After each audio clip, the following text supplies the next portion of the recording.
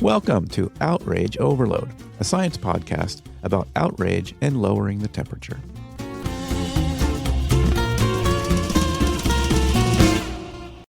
I think millennials still hold on to traditional values more than the younger generations. We still actually want it.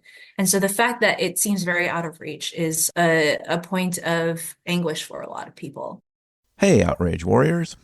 To our longtime listeners, thank you for sticking with us. And to our new listeners, welcome. I'm your host, David Beckemeyer, and today we continue our special series, OK Boomer.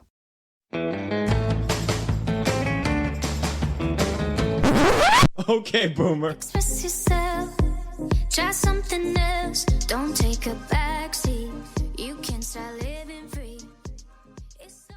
That voice you heard at the open is Valerie Beck, a holistic health practitioner and coach who works with clients to break unhealthy cycles and shift the beliefs that keep them stuck. One of the biggest priorities for millennials, she says, is not just surviving in today's world, but actively working to heal generational trauma. And for Valerie, this isn't just theoretical. It's something she's deeply engaged with through her research and coaching practice. As part of her research, she interviewed fellow millennials about mental health and their generational struggles. What she found was striking. While many of them placed mental well-being as a top priority, they often felt like their struggles were uniquely their own, shaped by factors like ethnicity, gender, immigrant status, technology, historical events, and of course, the lingering effects of generational trauma. This episode explores the weight of expectations, the disconnect between boomers and millennials, and what younger generations wish older generations understood. So let's jump in. This is OK Boomer.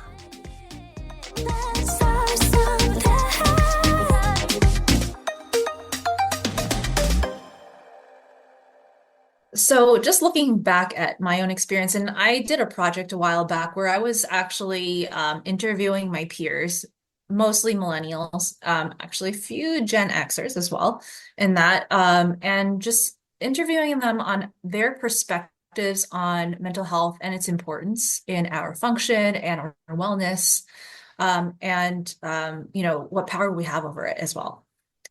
And what I find is that the millennial generation really is very interested in being empowered.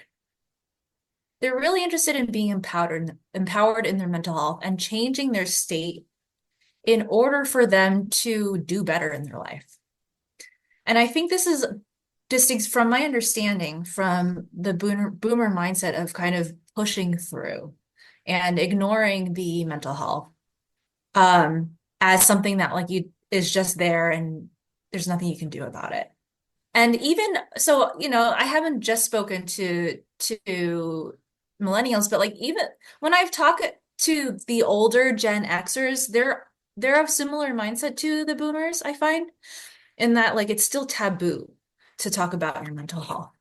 And then the younger that you get, the more obsessed people get about their mental health. And so it can go the other way as well. But I think millennials just want to see the generational trauma healed so that's not passed on to the next.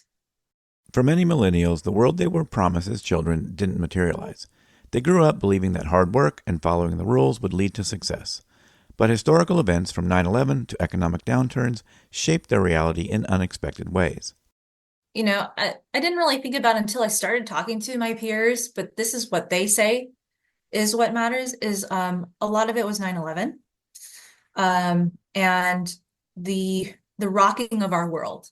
I think for me and a lot of people around me, we had pretty rosy childhoods. I remember having a lot of fun. It was a pretty typical American kid, like what you would think of if you think of Parent Trap, like Lindsay Lohan, going to summer camp and having fun. And we had that as children, as millennials. And then along the way, then we had this global catastrophe, and then another one, and then another one. And it wasn't, I think 9/11 was really big for us, but then there were more economic disruptions and whatnot too. And then we became adults, and I think we had to start adulting, right? And navigating these challenges. And these were big, big challenges.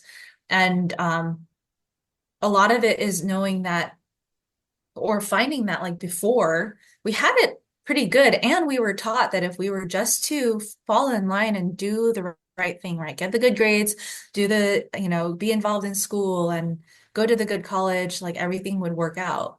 But I think for a lot of people that didn't quite pan out as planned. It's a little bit of a, sort of a letdown of the American dream kind of thing, maybe. Yeah, and I think I find that especially because I'm surrounded by a lot of children of immigrants too. And I have a very diverse friend group. When I went to high school in Long Island. So there were lots of different people from different backgrounds, and a lot of the immigrant parents especially really hung on to this American dream, right? Because this is what they came to America for. So the fact that like, and they really were like, if you've heard the tiger parent type of tiger mom type of paradigm, right? That was real for a lot of people. And we were just told to really put our heads down and work hard. So when the outcome wasn't quite what we wanted or expected, or were not so to say promised, but we're just like what we were told, it really made us question, because like how else are we going to function, right? How else are we going to fulfill the expectations that we have for ourselves and that other people have for us? Millennials are often dismissed as whiny by older generations, but are they really just complaining, or are they pointing out deeper systemic issues? I actually had a teacher, she's Gen X, she's my martial arts teacher, constantly whining about how millennials are whiny. So it, that was something that I used to, but I think there's a lot of consciousness now because there are articles in the New York Times now about this like the millennial struggle, and people are really starting to see that, it's, yes, we are complaining, but I think there's good reason to be complaining. I'm a type of person that doesn't like to complain. I like to look at the patterns, but then when I do look at what's going on systemically, I'm like, well, I think there is at least cause for concern, right, on a societal level for a lot of these issues. Valerie suggests that understanding generational trauma is key to bridging the gap between boomers and millennials. I think because our dream was disrupted, we really want, I think one is that we want to be seen and heard, right? We want our boomer parents to know, like, it's not a problem necessarily of us as individuals. And so in order for us to do that, we have to zoom back and we have to look at the bigger picture and see like how everything that has led up to us being here has affected our development. So I noticed when millennials started getting older and we started putting work out into the world, right? There was this movie with a red panda, the Disney movie, Turning Red. Oh, yeah. Yeah, really cute movie. But it's about a millennial girl. She grew up around the same time. She even has like the same nickname as me, like May or something like that. She played the flute, and like obsessed with, boy bands. And it was just like it hit a chord because it was like seeing bits and pieces of my own story, and then seeing like her parents, right? And seeing her mom especially being like, she wants so much and she loves her daughter so much, but she can't understand her daughter because she doesn't understand herself. And the whole story is about like her as a millennial, the kid, right? As a child millennial, as a kid, finding out like who she wants to be inside. And then like the conflict between who she wants to be and who her mom wants her to be. And then seeing finally there's the twist in the story, and I'm sorry to spoil it for anyone who hasn't seen it, but it's just that in the end, like her mom has to overcome her own relationship fears and wounds with her mother, her grandmother, right? And how she was treated and how she was put down and said like she couldn't do this and she couldn't be this way. Because we were socialized in a way that like we were told we can achieve this if we were to do this, and then it didn't happen. We kind of had to fight back, I think, as a generation, because like otherwise, how are we going to make it? It feels for a lot of us like we are paddling really hard just to keep afloat. Not every millennial sees their struggle as part of a larger generational pattern, but the impact of past experiences is deeply personal. So you'll see different people suffer in different ways. When I interviewed the people that I interviewed, I don't think they necessarily had a consciousness of purpose as the great goal. I think personally for me that is the case. And I think that's why I focus on that so much, because I see, for me, being able to focus on my purpose allows me to overcome my obstacles better. But for people who aren't necessarily seeing that, and they're just seeing like, they just feel like wounded and they feel frustrated because they can never live up to the expectations that they thought they needed to fulfill, that they need answers to that. And I think it's just an everyday, like, I wish things were different, and I wish I could be better. And I don't, and now that my generation is raising kids, like they see how the parenting that they experience was either like harsh or not quite in alignment with like how they want to raise their own children. And they can see the repercussions of that because they feel it in themselves. Despite the challenges, Valerie offers a hopeful message.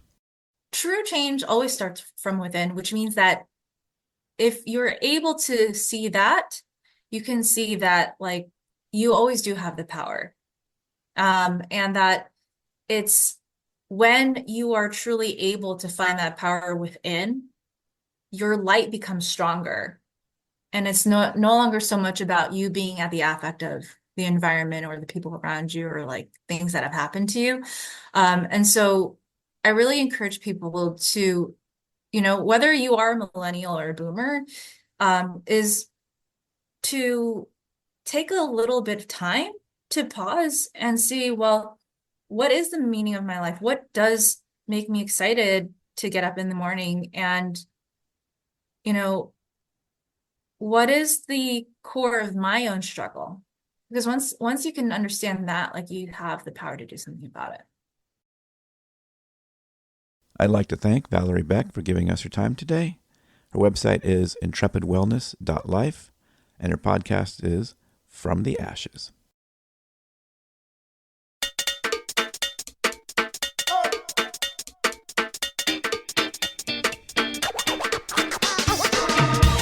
And that is it for this episode of the Outrage Overload podcast. For links to everything we talked about on this episode, go to outrageoverload.net. If you enjoyed this episode, if you found it interesting, please tell some friends about it. Post it to your social media. Better yet, text someone. Even better, talk to someone in real life. Tell them about this show. I really appreciate it. Okay, see you in a week or two.